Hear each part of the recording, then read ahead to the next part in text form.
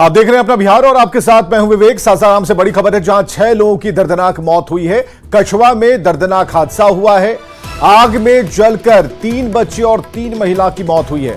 Transformer से निकली चिंगारी से घर में आग लग गई और टीन के बने घर में रह रहा था यह परिवार। कछवा ओपी थाना के इब्राहिमपुर की यह घटना है। सासाराम से इस वक्त की बड़ी खबर, और कुल 3 महिला और 3 बच्चे इस आग में जलकर खत्म हो चुके हैं। और इस वक्त जो स्क्रीन पर आप तस्वीरें देख पा रहे हैं, ये ट्रांसफार्मर है। अजीत हमारे साथ मौजूद है।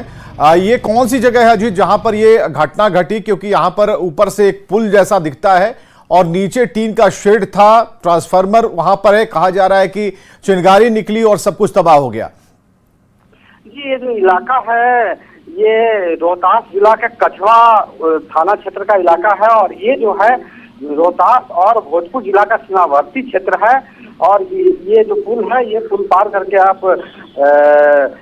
भोजपुर जिला की तरफ जाया जाता है और यहीं पर ये हादसा हुआ है। और टीन के चदरे का वो झोपड़ी नुमा घर था और बगल में आप तस्वीरों में देख सकते हैं किस प्रकार यहाँ एक ट्रांसफार्मर थी जिससे संभवतः चिंगारी निकली और वो आग जो है वो घर पर पड़ी। और बताया जाता है कि उसके बाद आग अचानक फैल गई और घर में रह रहे पुष्पा देवी, उसके बच्चे और उसकी ननद माया देवी, उसकी भी दर्दनाक मौत हो गई। जब तक लोग वहाँ पे इकट्ठा होते, उन्हें बचाते, कुछ मदद मिलता, तब तक मौत हो चुकी थी। अभी जो सूचना मिली है कि एक अन्य महिला जो पड़ोस की थी वो भी झुलसी है, उन्हें इलाज के लिए स्थानीय अस्पताल ले जाया गया है, जिनकी भी स्थिति नाजुक बताई जा रही है। लेकिन इसमें एक सवाल है अजीत कि क्या भागने का मौका नहीं मिला? ठीक है, ये चदरे का घर बना हुआ था तो दरवाजा तो होगा, और जब चिंगारी से आग लगी, आग बढ़ती चली गई, बढ़ते बढ़ते भी मौके होंगे कि वहां से भाग निकला जाए, कोशिश जरूर की गई होगी।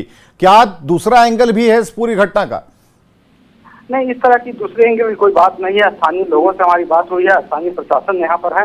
उन लोगों का कहना है कि जब चिंगारी फैली और आग घर में फैल गया तो जैसा कि स्थानीय लोग बता रहे हैं कि सभी लोग आग अपने घर के सामान बचाने में लग गए और इसी अफरा तफरी में वो लोग झुलसते चले गए और पता नहीं चला और धीरे धीरे आग उनके शरीर को भी से लिपट गया और भागने का मौका नहीं मिला और झुलसकर उन लोगों की मौत हुई है। काफी दर्दनाक मौत हुई है जो पूरी रूप से तस्वीर में आपको दिखा भी नहीं सकता हूँ दर्शकों को।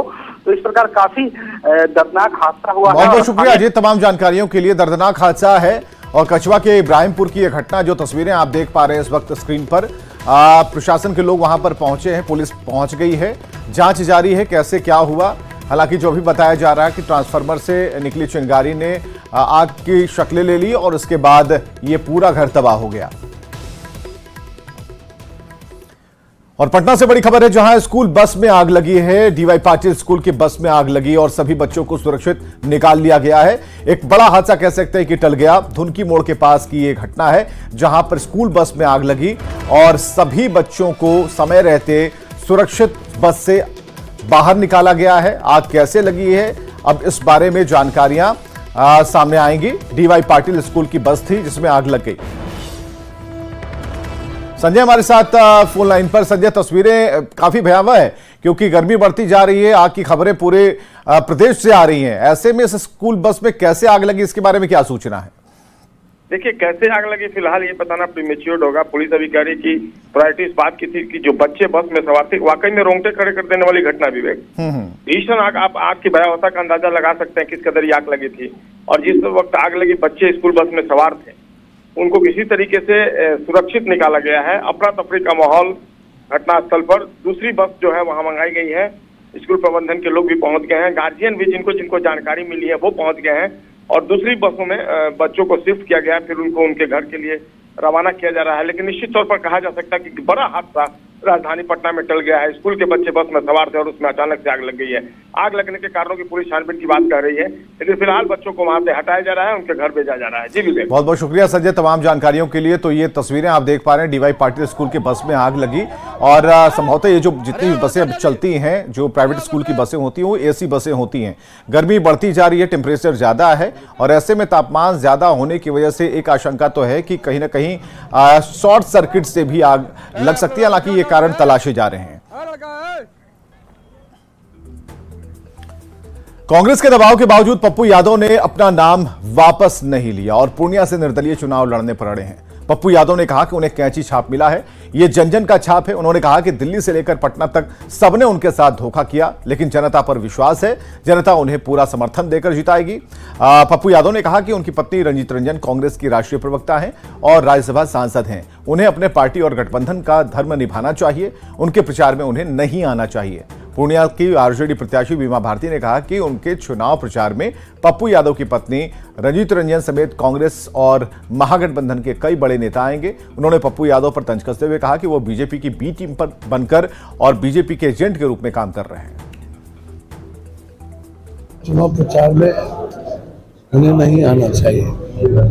तेजस्वी और लालू जी भी आए। वो धर्म गठबंधन धर्म का पालन आवश्यक है और हम दोनों राजनीति और सामाजिक आधार पर हम दोनों के बीच संस्कार है और हम दोनों एक दूसरे के संस्कार और संस्कृति से जीते हैं।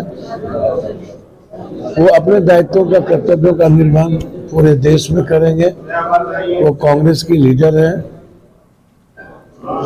कांग्रेस उनको तय करेंगे कि कांग्रेस को क्या करना है। देखिए, पार्टी अलग है, रिश्ता अलग है, तो महागठबंधन को निभाते हुए हमारे जो है कि समर्थन में रंजीता रंजन प्रचार में जो है कि आई कोई मिला है।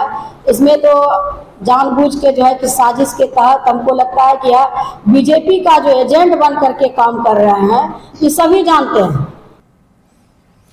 लोकसभा चुनाव को देखते हुए जेडीयू कार्यालय में चुनाव समिति की बैठक हुई है। इसमें प्रदेश अध्यक्ष उमेश कुशवाहा, विजय चौधरी, विजेंद्र यादव, श्रवण कुमार समेत कई मंत्री और पार्टी के नेता शामिल हुए।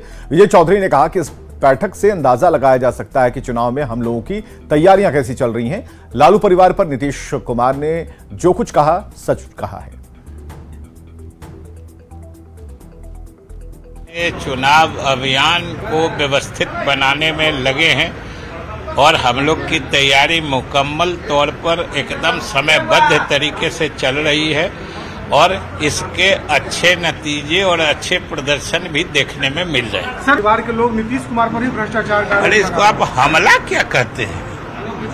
कुछ चीजें सच्चाई होती है, हकीकत होती है, हमला नहीं होता है। तेजस्वी यादव ने आज आरजेडी कार्यालय में बड़ी बैठक की और इस बैठक में तमाम विधायक, पूर्व विधायक और महासचिव शामिल हुए। तेजस्वी ने नेताओं को निर्देश देते हुए कहा कि लोकसभा चुनाव की हर एक सीट पर मजबूती से लड़ें। इस दौरान उन्होंने कहा कि पार्टी के खिलाफ अनुशासनहीनता किसी कीमत पर बर्दाश्त नहीं होगी।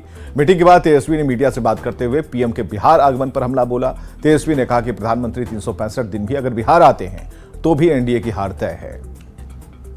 चुनाव में सभी लोग आते हैं। जी तो आने दीजिए, इसमें कौन सी बड़ी बात है। प्रधानमंत्री जी को तो कम से कम जो स्थिति है तो 365 दिन आएंगे तो भी उनको हार तय है। सर आप एक बात समझ लीजिए, प्रधानमंत्री जी सबसे ज्यादा बीजेपी के लोग अगर डरे हुए हैं तो बिहार से डरे हुए हैं, तो वो तो अपनी पूरी ताकत लगाएंगे और वो तो छोड़िए, अपने जांच एजेंसियों को तो दिन भर यहीं रखे हुए हैं, तो वो सब हम लोगों को पता है। आए प्रधानमंत्री हो, गृह मंत्री हो, आए, लेकिन हाथ जोड़ करके निवेदन है कि मुद्दे की बात करें, किसान के बारे में बात करें, बिहार के विशेष राज्य के दर्जे के बारे में बात करें।